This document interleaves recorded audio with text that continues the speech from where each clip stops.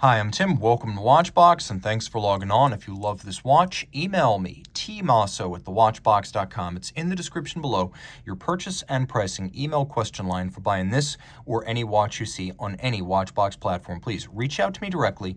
Email tmosso@thewatchbox.com for purchase and pricing details. Today, we're discussing a lovely 1990s Omega Speedmaster Automatic, also known as the Reduced. This watch is 40 millimeters in diameter. It's 13 millimeters thick. It's 44.8 millimeters from lug tip to lug tip, and it has an 18 millimeter spacing between the lugs. This is very much a watch of the 90s. You could see that lovely plexiglass over the dial, creating its handsome vintage distortion.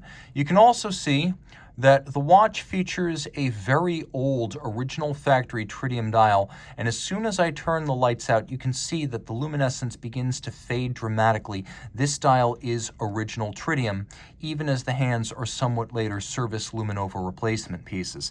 With that out of the way, let's talk about the fit and the feel.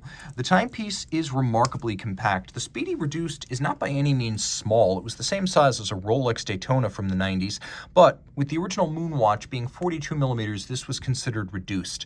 And on my 16 centimeter circumference wrist, it wears beautifully. Being less than 45 millimeters lug to lug, it wears quite nicely on the wrist, and I can recommend this for men and for women.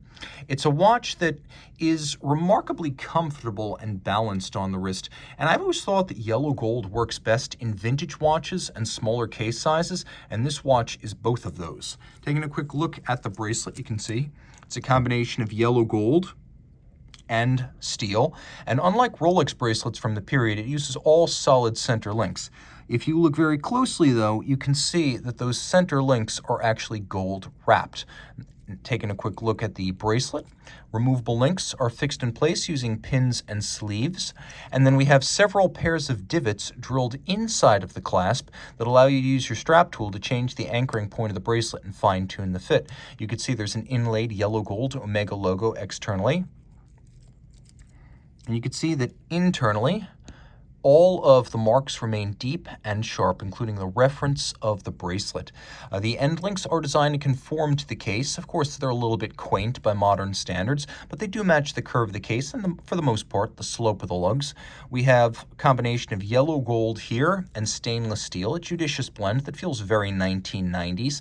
We have the lyre-style lugs, famed on Speedmasters and Seamasters since the early 60s. They bevel inward. They also bevel outward, and the outward bevels are polished. You can see the case band is longitudinally satinated, and there's a little bit of an overlap to the yellow gold bezel. It has an anodized aluminum black insert tachymeter that can be used with the chronograph to gauge the speed of an object over, say, 1 kilometer. Now, the dial is a lacquer white base. We have yellow gold hands and indices, and of course, we investigated the tritium content of the dial previously. The watch did feature a hacking or stop seconds function. You could see from the dissimilar plane of the pushers and the crown that this is a modular chronograph. Inside the case, we have the Omega Caliber 1140, which is based on an automatic ETA 28902 base. And so this combination of the 28902 base and the vertical clutch chronograph module would have been used from 1998 to about 1996, so you get an idea of the age of this watch. Now, the base is very similar to a 2892, so bidirectional automatic winding, 42-hour power reserve, 4 Hz beat rate. This one being a combination of a module and a base, has 46 joules. It does have the stop seconds function, so if I pull the crown out, I'll demonstrate that. You can stop the seconds hand and set it precisely against a reference time. And because it is a vertical clutch module, when you start the chronograph, you'll notice there's no jump or stagger to the seconds hand when you start it up. It is a seamless engagement characteristic of vertical clutches. In its day, it would have been 50 meters water resistant, but I recommend that this being a vintage watch and a veteran, you not test those limits today.